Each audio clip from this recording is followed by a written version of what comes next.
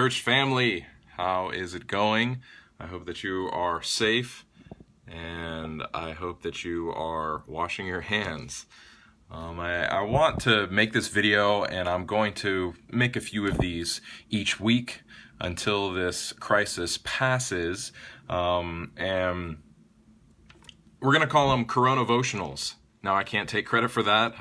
My friend Pastor Jason Rowinski, who is the pastor of Reaching Our City Church there in OKC, I saw him posting videos and calling them that, so I decided to borrow that. So he gets all the credit for that creative name. But I just want to make these videos just to update you guys on some things that are going on with the Edmond Seventh-day Adventist Church and other maybe news related items, and also just give you guys some hope and encouragement during these times. You know, a lot of when you talk about our health, a lot of our health has to do with our mental aspect, our way of viewing things. And I do believe that staying positive will play a huge role in keeping our immune systems up and boosted.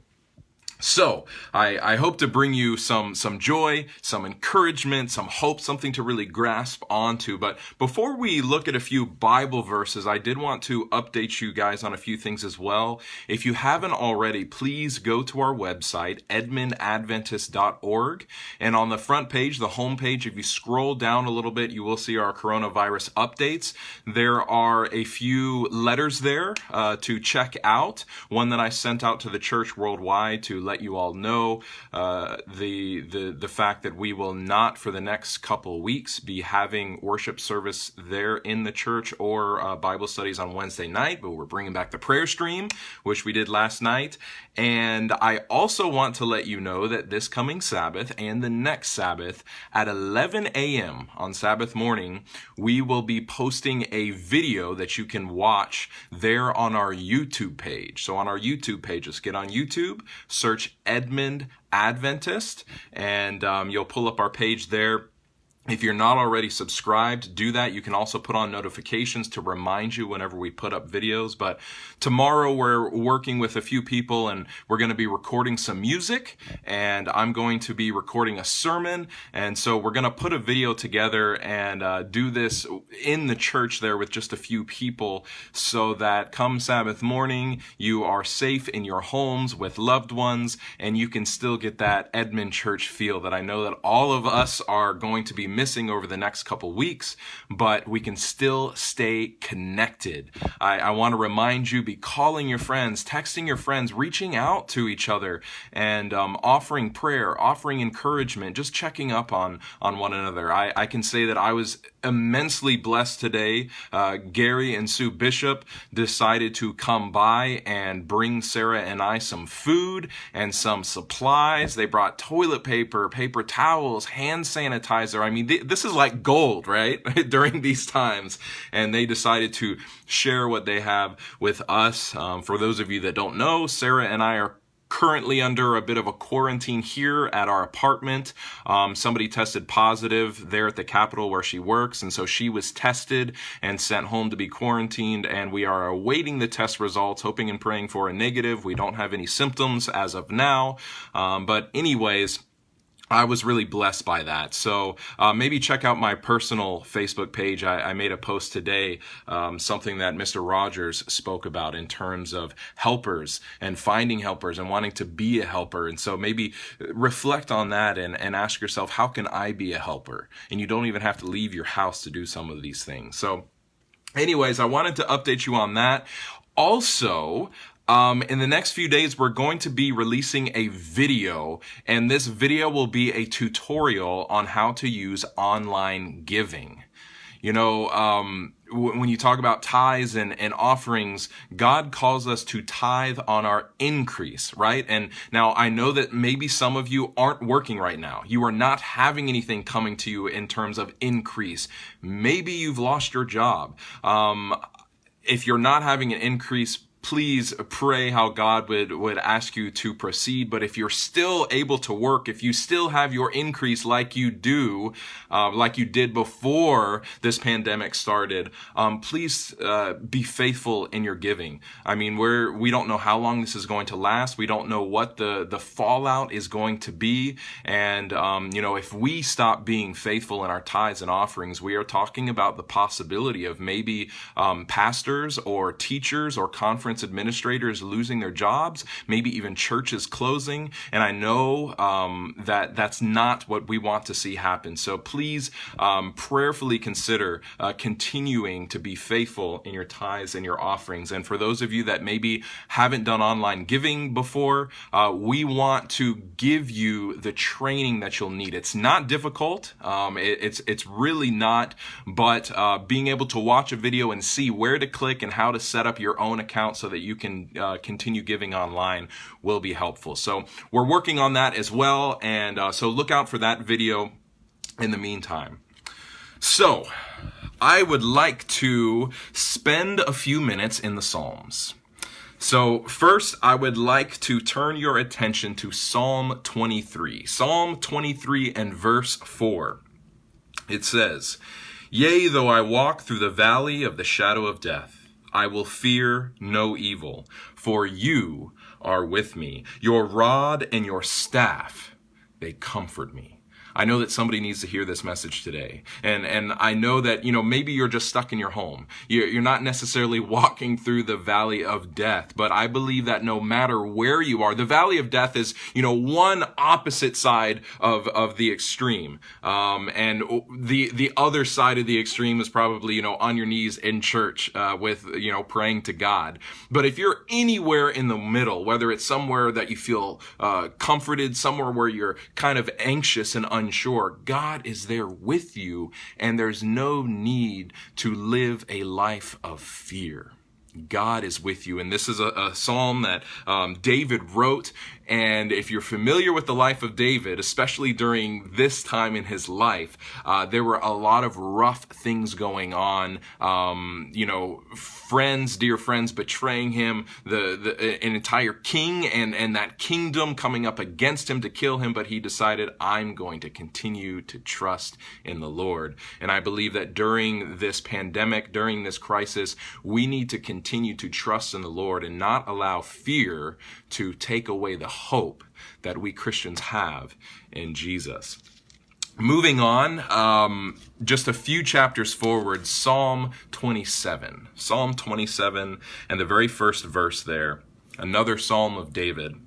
"The Lord is my light and my salvation. Whom or what," we can maybe add that in there, "shall I fear? The Lord is the strength of my life. Of whom shall I be afraid?"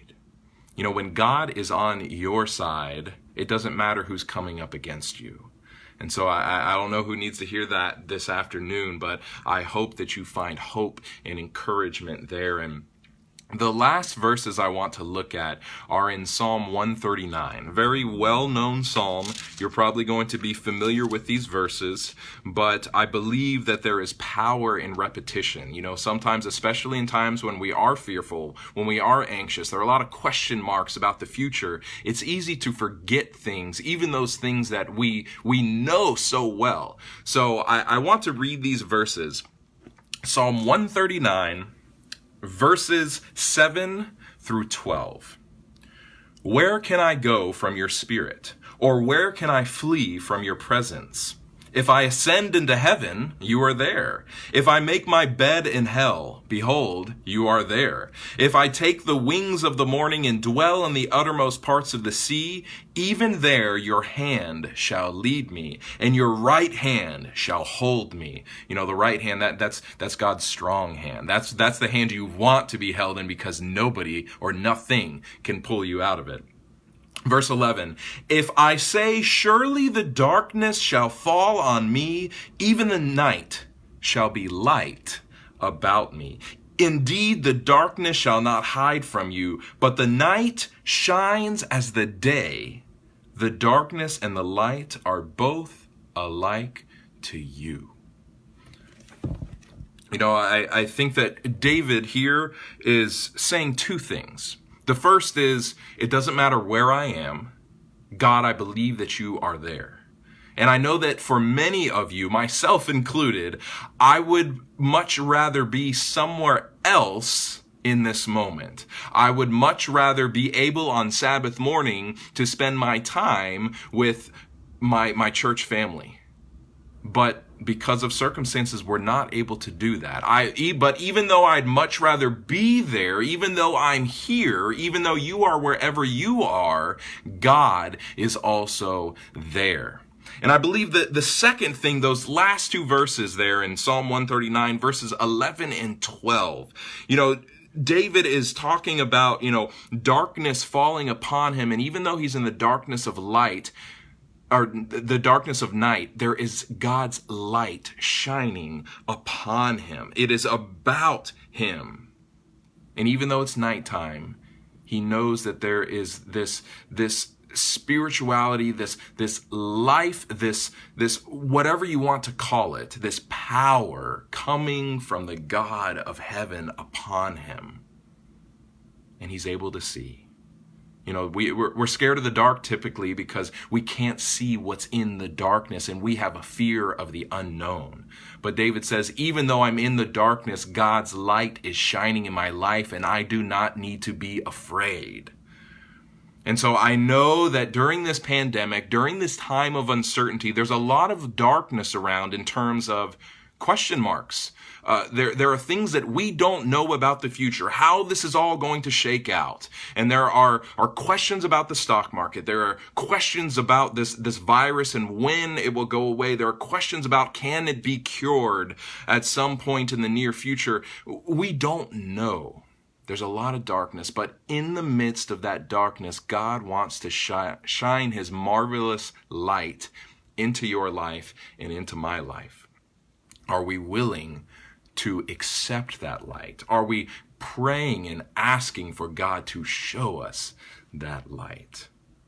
Even in the dark times, even in the scary times, even in the uncertain times. So I just want to leave you with that encouragement today. And, I'm continuing. I started in January and I'm still going strong, but in my morning devotions, I'm reading through the Psalms. And once again, a lot of these Psalms, we're familiar with them. We have many of them memorized. We've been saying them since we were kids, but I believe that there's a power in repetition, especially in these times when there are so many other things trying to take our attention away. So if you feel so inclined to join me, maybe find some time in your day, maybe in the morning when things are still a little quiet, to read a psalm, read one or two of them. It doesn't take too long, and pray and ask God, what are you trying to say to me today in this moment? Through this psalm, what sort of hope are you trying to pour into my heart? And then we have the opportunity as we go throughout our day to be a helper and to share God's love and his grace with others. Now, before you go, I want to read one short thing to you. I found this from a website here, and I'm just going to read this. In 165, a plague swept through the mighty Roman Empire, wiping out 1 in 3 of the population. It happened again in 251, when 5,000 people per day were dying in the city of Rome alone. Those infected were abandoned by their families to die in the streets. The government was helpless, and the emperor himself succumbed to the plague. Pagan priests fled their temples where people had flocked for comfort and explanation. People were too weak to help themselves. If the smallpox did not kill you, hunger, thirst, and loneliness would. The effect on wider society was catastrophic. Yet following the plagues, the good reputation of Christianity was confirmed, and its population grew exponentially. Why is this? Christians did not come armed with intellectual answers to the problem of evil. They did not enjoy a supernatural ability to avoid pain and suffering. What they did have was water and food and their presence. In short, if you knew a Christian, you were statistically more likely to survive. And if you survived, it was the church that offered you the most loving, stable, and social environment. It was not clever apologetics, strategic political organization, or the witness of martyrdom which converted an empire, so much as it was the simple conviction of normal men and women that what they did for the least of their neighbors, they did for Christ. So I'm bringing things full circle. Once again, if you want to see that post on my personal page, check that out. Something that Mr. Rogers talked about that his mother shared with him. In times of catastrophe, look for the helpers because they are there. Even during this smallpox plague that happened almost 2,000 years ago, Christians stepped up and decided, I'm going to be a help in this catastrophe. So pray and ask God, how is He wanting you to be a help in this current pandemic? Is He asking you to call a friend? Is He asking you to text a friend? Is He asking you to maybe step out and go live on Facebook and offer encouragement? Maybe even do a simple Facebook post offering people hope and encouragement, maybe a Bible text, whatever that thing may be. Pray and ask God, how do you want me to be a help to others so that people can see Jesus through me? Keep the faith, dear friends. I love you all. And once again, I will be continuing to make these live videos on our Edmond Church Facebook page. And I will keep you all up to date, offer you encouragement, and feel free to share this with friends. If you have any ideas or something you would like me to touch on in a future talk, just leave a comment in the video, or you can shoot me a text or shoot me a message on my Facebook Messenger. We need to stay in communication, guys. We need to stay together, and remember that the church is not a building. We are the church. I love you all, and so does Jesus.